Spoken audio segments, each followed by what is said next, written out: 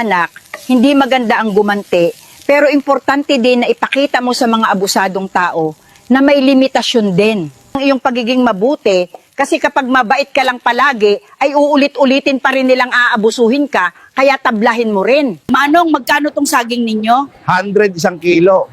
Ang mahal naman. Anong mahal? May asawa na ko, ayaw ko ng kabet. Mga mare, magtago na kayo. Nangunguha ng hindi marunong magbayad ng utang ng putingkan.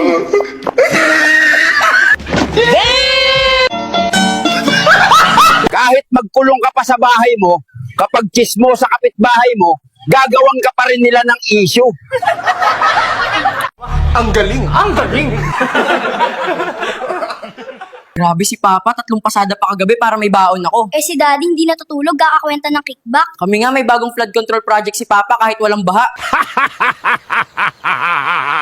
Hoy, ikaw na lalaki. Huwag mong ligawan ang babae kung hindi mo kayang mahalin. Huwag mong mahalin kung hindi mo kayang patagalin, at huwag mo nang patagalin kung sa huli ay iiwan mo lang din. Bago mo ituro ang dumi sa mukha ng iba, tingnan mo muna ang sarili mo sa salamin. Baka mas malala pa ang dumi sa mukha mo. Minsan hindi pwedeng mabait ka lagi. Tablahin mo din sila minsan para hindi masanay. Kapag marami kang hinaharap na problema, tumalikod ka. Natatawa ako sa mga babaeng madaming manliligaw, tas yung napili, manluloko. Kung mahal mo ang isang tao, ilagay mo sa tarpaulin. Noong bata ako, panakot palagi sa akin, kakainin kita. Ngayon mo ako takutin. Tandaan, ang paninira ay hindi gamot at hindi pwedeng gamitin pang gamot sa anumang uri ng inggit. Hello guys! Restricted ang ating account kaya saka na ako babalik sa Earth. Goodbye! Kahit matanda na ako, kaya ko pang makasampo, baka hindi nyo ko kayanin. Sabi nila, tawanan mo ang iyong problema. Ayun, di na tumigil kakatawa. Buti pa ang sinaing, binabantayan, binabalikan, at hindi iniiwan. Shot, puno. Balita ko, pinagpalit ka sa mas malapit. Ilabas nyo ang bebembang sa akin! Ako si Lolo Gapong, ang bebengbang sayo. Ang galing! Ang galing! Alam mong may anak ka, tapos hindi mo kayang tustusan ang pang-araw-araw na pangangailangan ng mga anak mo, nagawa mo pa talagang mambabae. Tapos pag nahihirapan ka, sasabihin mo walang kwentang gobyerno. Nasaan utak mo? Nasa puwet? Jonah, late ka na naman. Feeling mo bright ka? Sige, who's our national hero? Dr. Jose Rizal, ma'am. Aba, nakachamba ah. Ikaw, ma'am, kilala mo ba si Rose? Sino yun? Yan kasi puro kaaral. Babae yun ang asawa mo.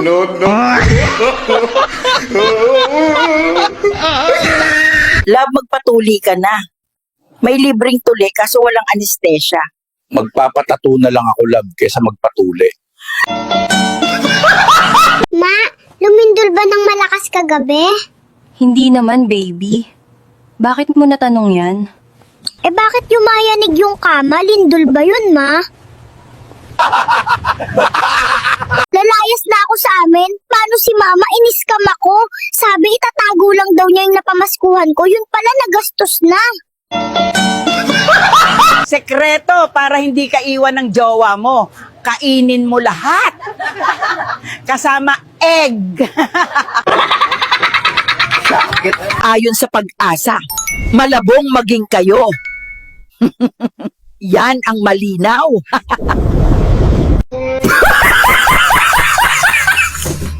Baby, kamusta ka naman sa loob ng tiyan ni Mami? Hindi okay kasi halos gabi-gabi may pumapasok na kalbo doon. Di ako makatulog. Tinadyakan ko nga.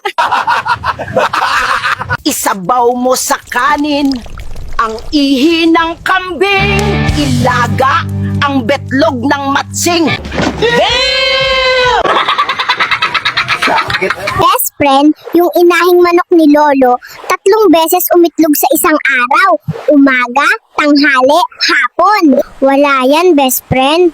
Yung inahing manok ni Lolo, bawat hakbang umiitlog.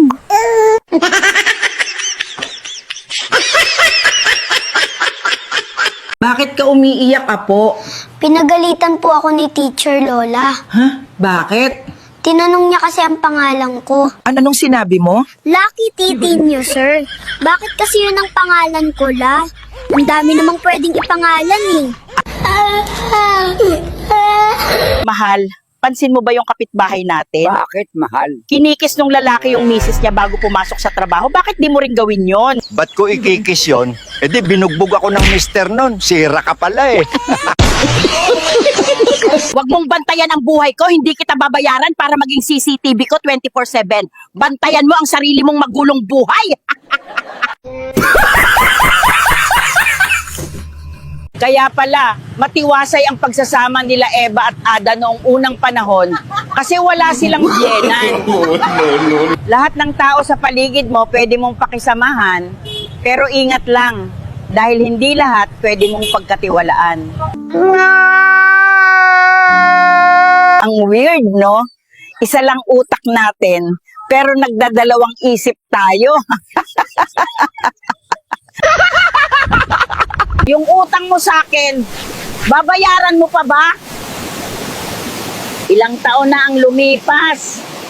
Pag nagkita tayo ulit, sana naman hindi puro kabukas.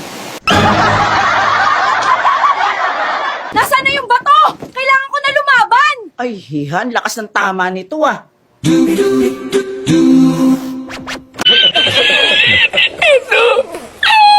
Dito sa atin, maraming kamote rider. Kapag sinita mo, sila pa ang galit. Only in the Philippines. Ang galing nyo palang manghilot, Lolo Pedot. Nakaka-relax. Siyempre naman, ako pa. Girls, sino ang sunod sa inyo? Sana all. Oh, sorry po, hindi ko napansin ang red light. Ito ang 200 para sa merienda mo. Hindi ko na po matatanggas yan, sir. Nagbago na po ako. Naging relihiyoso na. A few moments later. Boss, pasensya na, hindi ko alam na naging relihiyoso ka na pala. Opo, sir. Ilagay nyo lang po sa sobre at lagyan ng label na Love Offering. Sa panahon ngayon, joke na ang totoo at promise na ang pangluloko. Alam mo, nakaka-touch. Napaka-supportive mo. Eh, baka naman pwedeng ikaw na din magbayad ng mga bills ko, te, para sulit. Ipapakilala na kita sa parents ko. OMG talaga? Nay, Tay, si Aida nga pala, hingi daw ng malunggay. Lolo, sabi ng Pangulo, baguhin na daw natin ang ating pag-iisip. Ano pong masasabi niyo doon? Mas maganda siguro kung bagong pangulo lang. Bangag talaga eh. Ma, masarap ba ang ilaw? Hindi mo yung pwedeng kainin, anak. Eh bakit narinig ko si Papa kagabi na nagsabi, Love, patayin mo na ang ilaw, kakainin ko na yan ngayon. Binago ka na ng pera, Mars. Sinisingil ka lang sa utang mo. Ang dami mo nang sinabi. Bayad-bayad din pag may time. Tay, ano po ang sikreto nyo? Bakit po ang haba ng buhay nyo? Naglulolo ako 5 beses sa isang araw.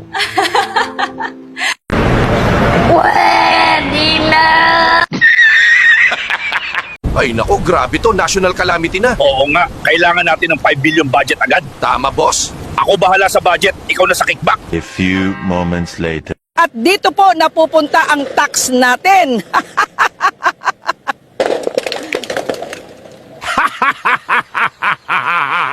Ang buhay ay mas maganda kapag hindi mo personal na dinidibdib ang lahat. Kung sinisiraan ka, problema na nila yon.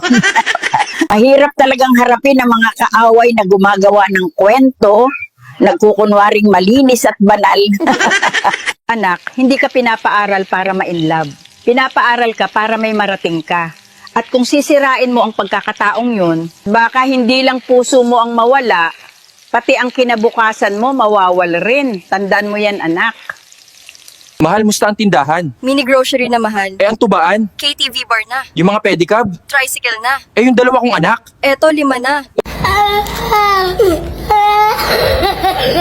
Bukas may investigasyon tayo na mangyayari. Yan ang tanong, may sagot na yan. Ipakita natin sa media na seryoso tayo para maniwala ang mga tao. Pero ang totoo, wala tayong pakialam sa kanila. Mag-focus tayo sa pera ng mga tao ang makukuha natin. Hindi nila malalaman yan, naiintindihan nyo? Oo. Manong, anong wifi password ninyo? Pabembang. Ang bastos mo naman, Manong. Pabembang ang wifi password namin.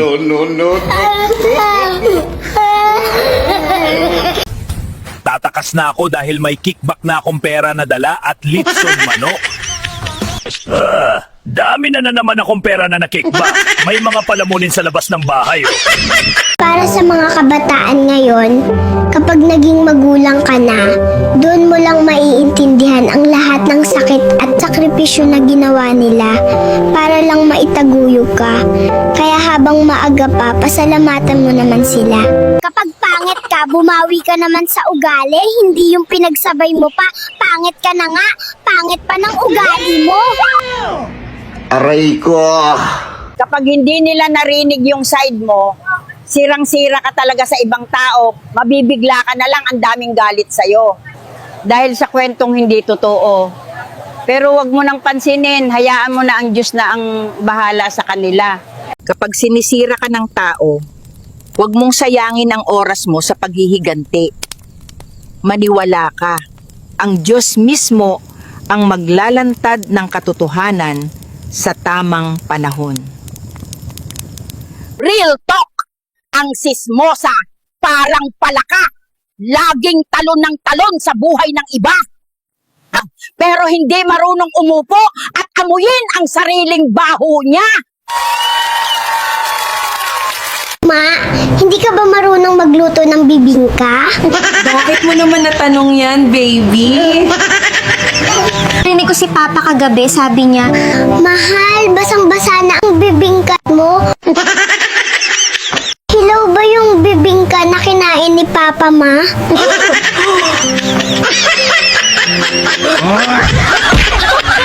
Mang Pedot, pwede bang huwag mong sabihin sa asawa kong nangyari sa atin? Wala kasi kaming pambayad ng utang eh. Nakalimutan ko palang sabihin kanina, bayad na si kumpare ng utang.